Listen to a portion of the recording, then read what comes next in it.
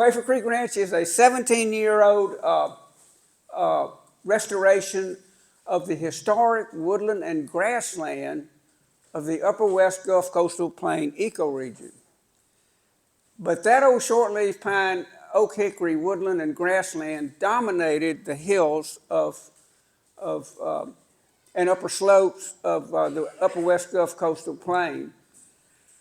However, for thousands of years, however, today it's extinct in Louisiana. Except for Wafer Creek Ranches is the best example of that old woodland and grassland in the state. That's not me saying that, that's biologists like Lattimore and so forth. Okay, so this is the Upper West Gulf Coastal Plain ecoregion. And about right here is where Wafer Creek Ranch is. It's just outside of Ruston in Lincoln Parish.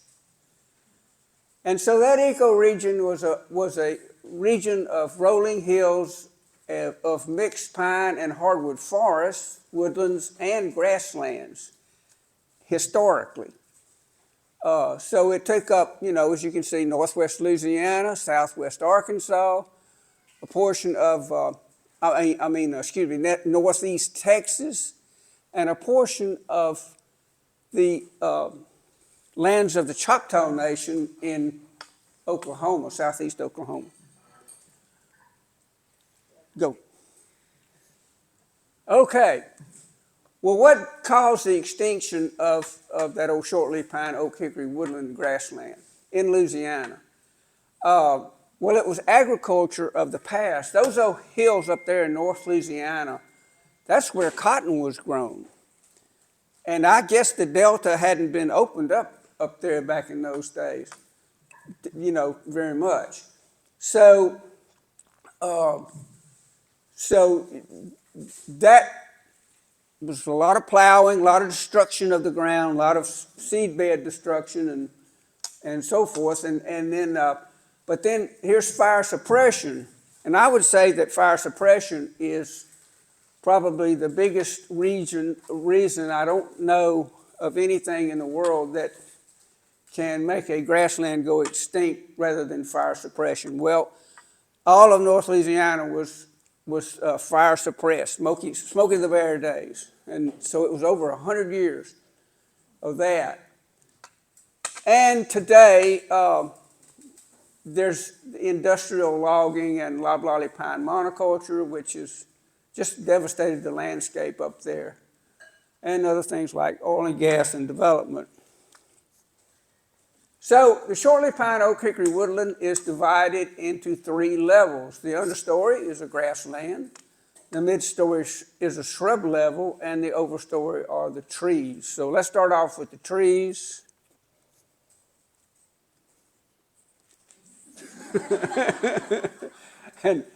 and so there really were only about 8 card-carrying true members of this community, because it was a community that because they had to have relative fire resistance, and that was largely due to their bark characteristics. So there is only 5 oaks, 2 hickory species, and 1 pine tree. Okay. Okay, here's the post oak, and you can see how thick that bark is. It's pretty tough old bark, and it served as a fire shield for this tree.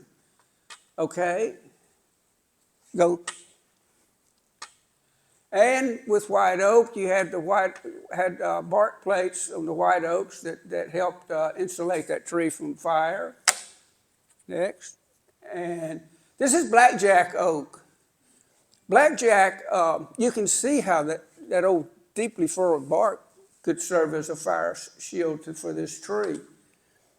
And one more, okay, all right. So blackjacks are special because they all of these members, all of these 8 species, it could thrive in forest conditions, in a shady forest. However, The exception is the blackjack oak, and it requires so much sunlight that it can only thrive in a woodland or a savanna. So you can get a lot of sunlight coming in. Okay. And southern red oak, all right. Go. And black oak, go. Marker nut hickory. Okay, marker nut hickory and black hickory. Whoop, that's black oak. Go back forward. Go forward? Yeah. There you go. And that's marker nut hickory. That's one of the two hickories, and one more. Sometimes it does focus. Oh, it didn't show the black hickories. It did show the black hickory. No, that was marker nut. There they are. Look at these big guys on the right here. So they were in that group, and then finally last, we can go. There you go. The grand potentate of the overstory.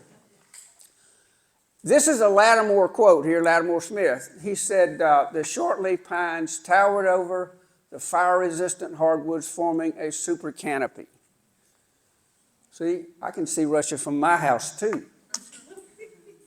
And there you are. Here you are. Just say go.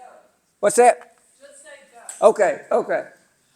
Okay, put them all together. This is more or less those 8 species, and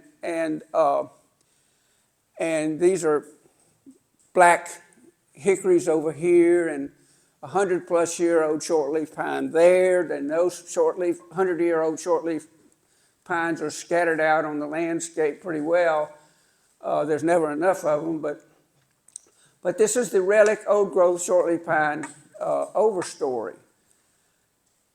And this is exceedingly rare to find this in Louisiana anywhere. I don't know if Lattimore knows a place that has it like this.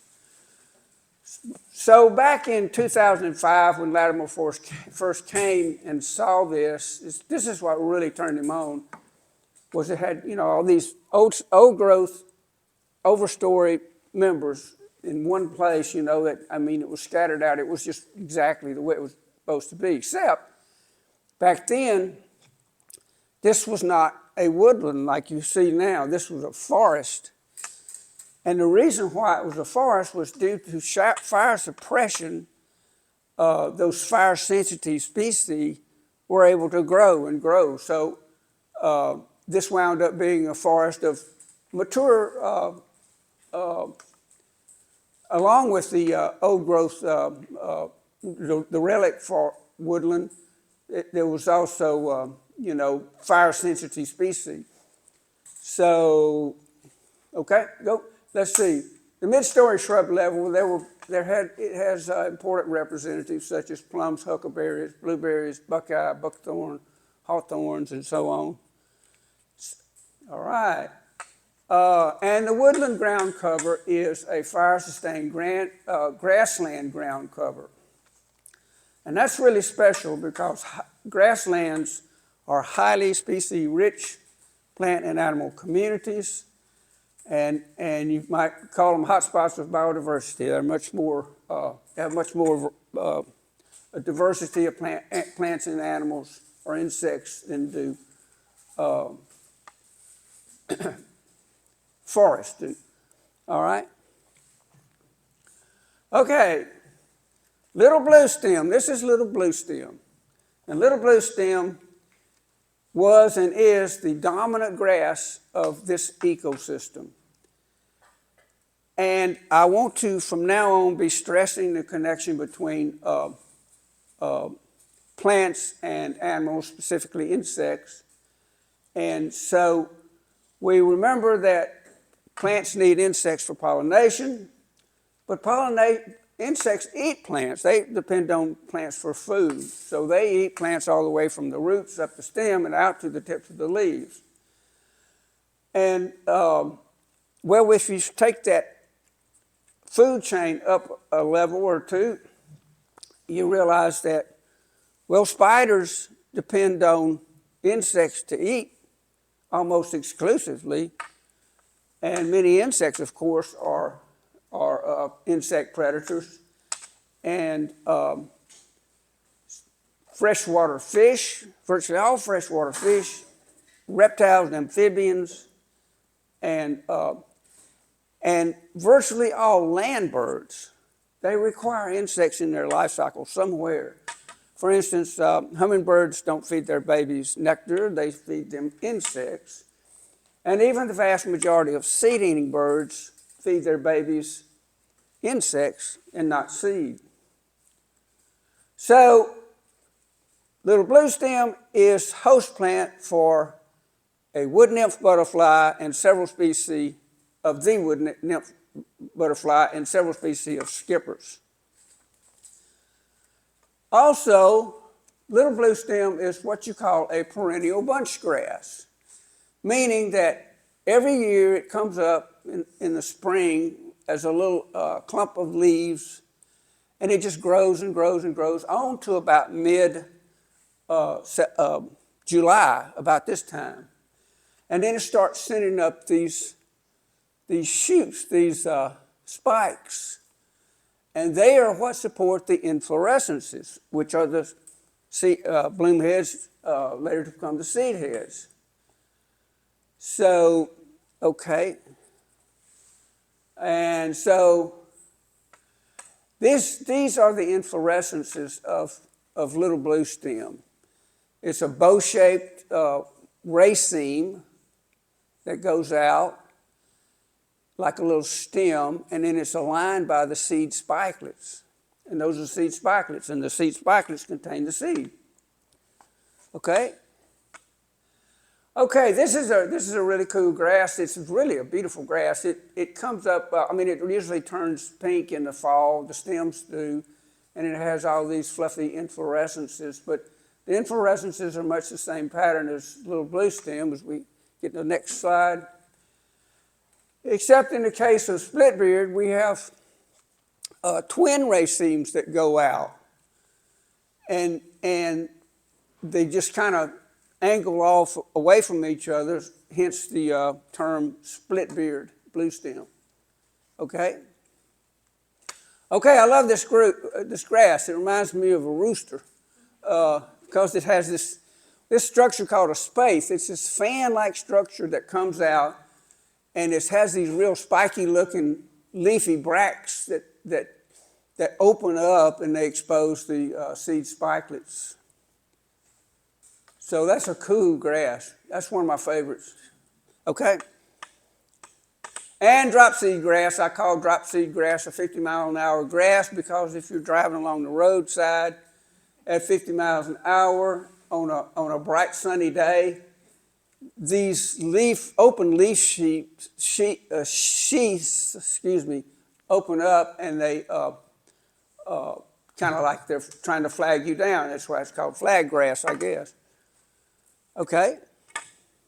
And this is a really beautiful grass here. This is slender Indian grass. And to see these droopy seed heads like that, that's the field mark for that species. Okay? And not last, but not least, of course, is the highly disrespected broom sedge grass. I protest. Broom sedge grass is a weedy native pioneer, and it is a friend to those who want to restore a grassland. And it becomes your surrogate fire carrier until little bluestem gains dominance. Well, this grass, broom sedge, has seed that has a high germination rate, and they're spread in the wind really easy. But a little bluestem sits there like a dunce, and it doesn't make babies. Well, of course it does, but it takes forever. And that's a real problem. Wafer Creek Ranch, I told you, it's a 17-year-old restoration, and probably in the best areas where I've got the most little bluestem it's only gets up to about 40%. So you really do need that broom sedge in there, and you need to be proud of it to get or even plant some. And oh, by the way, broom sedge is host plant for a beetle species and also several species of moth. All right. Okay, the legumes are nitrogen fixers, nectar and pollen providers, and high protein pea producers. Okay, yeah. Okay, this is Desmodium species. We have several Desmodium species. I know how to identify only a few of them, but they are a nectar and pollen source, for a food source for insects, and the seeds of the low mints are food for birds. So let's look at that low mint, Patty. Low mint. This is a low mint. All a low mint is a pea pod that's segmented like this, and it opens up and becomes dried out, and it opens up or excuse me, the segments break, and that's how we get the beggar lice on our clothes. All right, Patty. And have you ever seen a bumblebee walk backwards? If you hang out with this plant, climbing butterfly pea, you may get your chance to see that, because it's really a funny thing to see. But bumblebees will light on these flowers, and they will crawl up under this collapsed football-looking structure called a floral banner. And they'll gather pollen and nectar, and then when they're finished, they'll just put it in reverse and walk out backwards. And then they fly off to another flower to gather more pollen and nectar. Okay, Pat. Okay, this is an interesting plant. This is partridge pea. One of the reasons why it's interesting, too, is the fact that it has these yellow flowers, and it produces pollen for bumblebees, but it doesn't produce nectar. However, the plant does, because this plant is said to have extrafloral nectaries, and those are located in the leaf petioles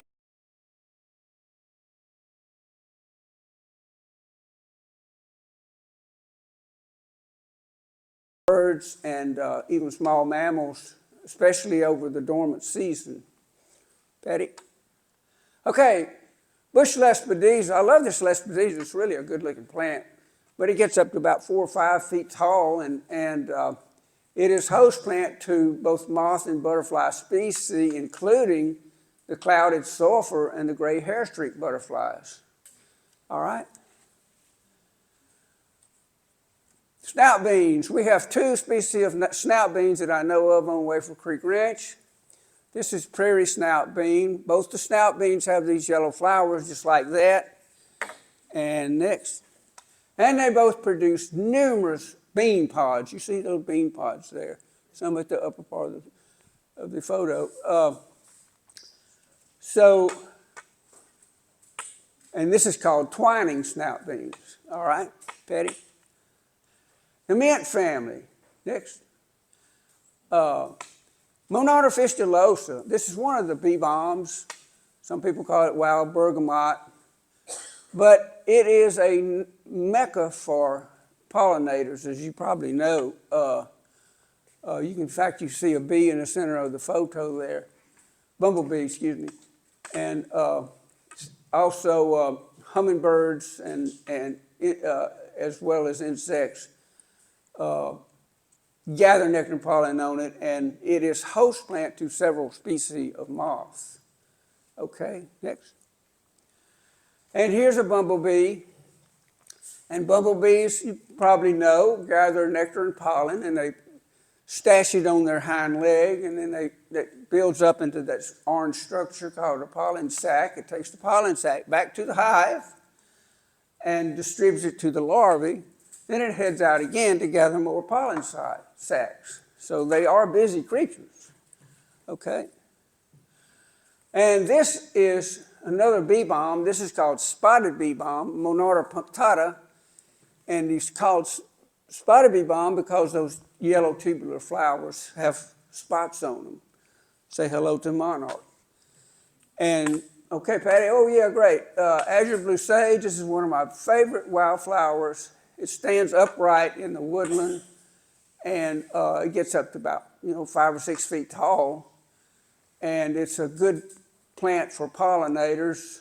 Okay, Patty?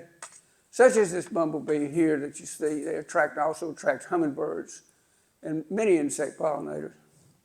Okay? Okay, this is white leaf mountain mint. It's a unique plant to see because it has these frost-colored leaves and flower bracts at the top of the plants. Pollinator conventions are held on these flowers. You just see everybody there. And okay, oh yeah, just for instance, this is a red-banded hair streak on white-leaf mountain mint. Red-banded hair streaks are little bitty thumbnail butterflies, and they just zip, zip, zip. They're like really hard to. You're lucky to get a shot at it. But while I'm talking about this guy, look at those antennae. Those antennae are very simple and uniform, but it's uniform throughout all butterflies. They have those little bulbs at the end of them, but you compare that with moths that have all those wild, ornate, gaudy antennae, which are pretty, but it's not so with the butterflies. They all hold to hold the line on this, but the one exception that I know of are skipper butterflies. So I'll show you a skipper later and show the difference. All right? The milkweeds. Okay, we know the milkweeds produce a cardiac glycoside that almost all insects, most insects find to be noxious unless they are the milkweed insects, and the milkweed insects are a variety of milkweed beetles, a variety of milkweed bugs or true bugs, the queen butterfly, the imperiled monarch butterfly, and the tussock moth. But this milkweed, and also one thing about that cardinalite, it does confer some protection to the insect larvae as well as the adult insects. But whiteflower milkweed is spreading in the restoration. And so, all right, Patty.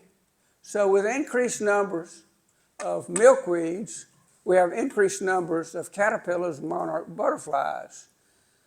And it would seem to be an example of restoration effecting the rescue of an imperiled species, right? Okay, let's see. And this is American Lady. She's on a white milkweed blossom, white flowered milkweed blossom, but she is not a milkweed insect. Nevertheless, she is here demonstrating to us that non-milkweed insects also are, the blossoms of milkweed are fair game for all pollinators. Notice that typical butterfly antennae arrangement. Okay, next, and we also have butterfly milkweed, and next, blunt leaf milkweed on Wafer Creek Ranch. Okay, next. The passion flowers, here we go. This is purple passion flower. We also have yellow passion flower on Wafer Creek Ranch. They produce pollen and nectar to insects and hummingbirds, and they are host to the larvae of our fritillary butterflies. Okay, Patty? And one example is the variegated fritillary butterfly. And next. And the Gulf fritillary butterfly, which is Louisiana's official state butterfly. And, okay, next. Okay, it's the sunflower family. There we go. Did you know that black-eyed Susans are a host plant to the bordered patch and checker spot butterflies. They are. Petty. And Heterotheca. I really like Heterotheca. It's a good ditchweed plant. It's good, but good. It's a great native species to me. It stands up about 5 feet tall, or 4 or 5 feet tall, and it's called camphor weed. But I call it the other camphor weed to distinguish it from Plukia, which is also called camphor weed. The problem is Plukia smells like stinky socks. There's nothing camphor about it at all. But it is with this guy. If you pluck the leaves of Heterotheca and crush them, they smell just like camphor, really fragrant odor. So yeah, that other camphor weed is also a nectar source for insects and is host to some fly and moth species. All right. And we have 3 species of Verbicina on Wafer Creek Ranch. I don't know if you get to see this much down here in South Louisiana, but these plants are known as crownbeards and wing stems and frost plants, but they're called frost plants because in sub-freezing weather, these ice ribbons will exude out from the stems, so it's pretty weird looking. And next one, Pat. And we have 3 species of blazing star on Wafer Creek Ranch. There's a pipevine swallowtail on this prairie blazing star here. All right, Patty? And this is tall blazing star. Tall blazing star gets up pretty tall, and these inflorescences will often flop over due to not being able to take their own weight. And next. And Liatris elegans, elegant blazing star. This is by far my favorite blazing star. You can see this one has our Gulf fritillary coming in, state butterbird, and it's really cool for one reason because it blooms in the fall, whereas both the other blazing stars, tall blazing star and prairie blazing star, bloom right in the middle of the summer in July, centered around July usually. Okay, so I want to make a point with this one, and that is this is white rice button aster, these little white asters, and this is mist flower. Some people call it wild azuratum. And so both of these plants obviously produce nectar and pollen for insects, pollinators, and both of these plants are host plant to insects, and both of these plants have a low coefficient of conservatism, meaning that they're a little bit on the weedy side. Recall that broom sedge we talked about. So the moral to this story to me is that just because a plant has a low coefficient of conservatism, that is, it's weedy, does not mean it is not of great importance to the ecosystem. So you'll hear botanists talking about coefficient of conservatism, and that's important in restoration ecology. But it does not mean that the plant is not of great significance in the ecosystem. All right? And the goldenrods. All goldenrods fall under the genus Solidago, and all of the genus Solidago are goldenrods. This is called a giant goldenrod. It's one of the more common goldenrods on Wafer Creek Ranch. It's easy to identify because it has this kind of whitish or grayish stem. It's called glaucus, or glaucus stems. And so that's easy to recognize in Patty. And this is sweet goldenrod. Sweet goldenrod, if you pick these skinny leaves, Solidago odora, okay?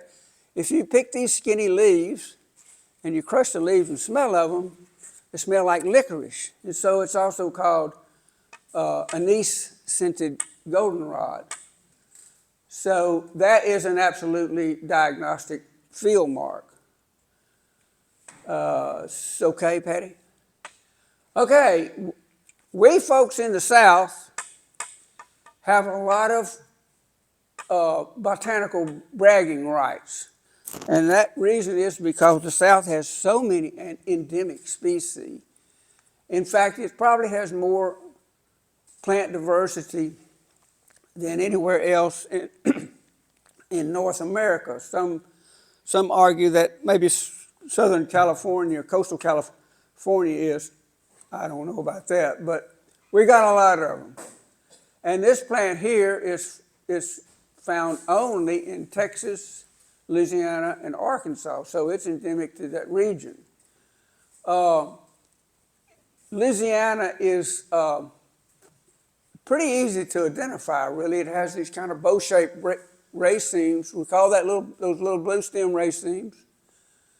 And so that's a decent field mark. And then, okay, Patty?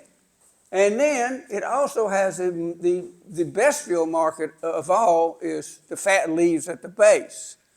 So if you have bow-shaped racemes and you have fat leaves at your base, you might be a Louisiana goldenrod. All right, Patty. Western rough goldenrod. It's called rough because it has leaves that are sandpaper scratchy. Okay, Patty. And this may be my favorite goldenrod here. It's called downy ragged goldenrod, Solidago petiolaris. It's really, I love the foliage on this goldenrod, and it has these flower clusters rather than, what you usually see with the racemes. But this goldenrod produces nectar and pollen for bees and butterflies, moths, beetles, flies. It's host plant for moth species and birds eat the seed. What more can you ask? Okay, Patty? And this is wrinkle leaf goldenrod. Solidago rugosa. Rugal means wrinkled. And it is sure enough wrinkled because you can see this heavy veining pattern in the leaves, giving it a wrinkled appearance. This plant provides pollen and nectar to insects, and it's also host plant to some other to moths and some other species of insect. Okay, yeah, and we'll top off the goldenrods with flat top goldenrod. Next. Okay, we'll get back into a little bit more of panorama here. This is an open woodland on Wafer Creek Ranch. It's always good to kind of back off and say, well, what's the thing look like? And so this is an open woodland, and it's in an area that was plowed in the past. And so areas like that are almost uniformly sparse in those 8 overstory species, especially at old growth stage. And so you can imagine that, the plowing did a number on it. They wiped out the seed bed, and so there's nothing no grassland or woodland can grow there. Let's see. But anyway, those 8 species are just going to be pretty much real sparse. I mean, you can get the good stuff coming up in these areas with fire after fire, but it takes a while. However, another factor that entered into why those old growth trees didn't come up back 100 years ago, was because of fire suppression, or after 100 years ago. So this is an open woodland in an old ag-damaged zone, and it is sparse in those 8 overstory members. So just compare that with that relic overstory I showed you at the earlier part of the program. All right, Patty, yeah, thank you. And there's places on Wafer Creek Ranch that did not get plowed, and this is one of them. You can see the grassland and these big old growth black hickories in the scene. All right? And where once was a dense and scrambled forest is now a woodland grassland. And there's our Monarda fistulosa. Over here, we see little blue stem coming up, and we know that it is in the earlier part of the summer because we don't see those spikes coming up to support the inflorescences. Okay, Patty? Okay, is this a wildflower garden? No, it's not. It's just the Wafer Creek Ranch grassland restoration. So, who is in this photo? Well, we can see the bow-shaped racemes of Louisiana goldenrod there. We can see the skinny leaves of sweet goldenrod, and it's just now trying to come into bloom, it looks like. There's another one over here. But then go up, and you can see those yellow buds, and that's Chrysopsis pilosa, or soft golden aster. And here's a partridge pea. And in the foreground, you see a little blue stem coming up here, and then white leaf mountain mint over there in the corner. So it looks like a wildflower garden, doesn't it? Okay, Patty? Okay, so when you're out in a grassland and you see this false foxglove, stop and inspect the plant and see if you can find these common buckeye caterpillars, because this is their favorite, definitely on Wafer Creek Ranch, it's their favorite host plant. But sometimes these things will be just wide, just all over the place on the plant, covering it up. And I like that. And so anyway, that just goes to, is an example of once again, how a fairly low C-value plant or weedy plant like false foxglove, it's bringing us, look at it's bringing us. It's bringing us common buckeye caterpillars. All right, Patty? And there they are in all their glory. Common buckeye butterflies. I love these butterflies. And they're on prairie blazing star blossoms. Okay, Patty? And this is a giant swallowtail butterfly on prairie blazing star. And it is the largest butterfly species in North America. Okay, Patty? Beetles are pollinators. This is a flower longhorn beetles here, right at the connection with the stem. And so then those petiolar nectaries attract a different subset of insects, such as ants and sweat bees and flies and wasps, etc. All right, Patty? Okay, and partridge pea also produces numerous pea pods like you see here, and so it's a really valuable milkweed. Isn't that cool? All right, and this is emerald flower scarab beetles here, caught in a private moment. And this is another flower longhorn beetle. And here and over here are two unidentified persons of interest. I don't know who they are. And, okay, Patty. Oh, yeah, this is not a bumblebee. This is a scoliid wasp. I had an LSU entomologist check that out. And he said, sure enough, it's a scoliid wasp. So wasps can really mimic bumblebees.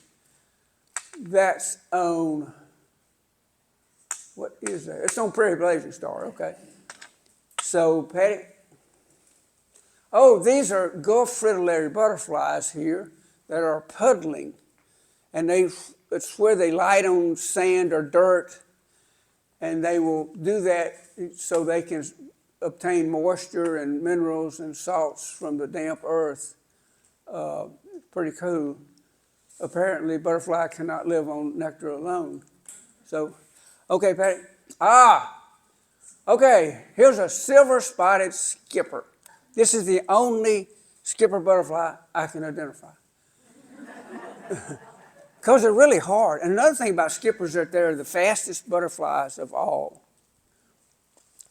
But check out these antennae going out. Look at the hooks. There's not one above it. Look at the hook. I mean, those are pretty prominent hooks on this one. But look at this tongue going out. And then it takes a hard right angle and stabs into that prairie blazing star blossom. Pretty cool. And okay. And there she is. I could not have done any of this work without Opal being my sidekick. And you can tell by her collar that she is a supporter of higher education. So, and next, okay, you are now at a fundraiser. The author takes no money for himself. It's donated in a split to two organizations. One is the Nature Conservancy of Louisiana, and one is the Land Trust for Louisiana. I love the Land Trust for Louisiana because they go out and they rescue habitat and they save it for perpetuity. So we have Cindy Brown with us here. Cindy, would you stand up and wave at the crowd? And I think you have an announcement.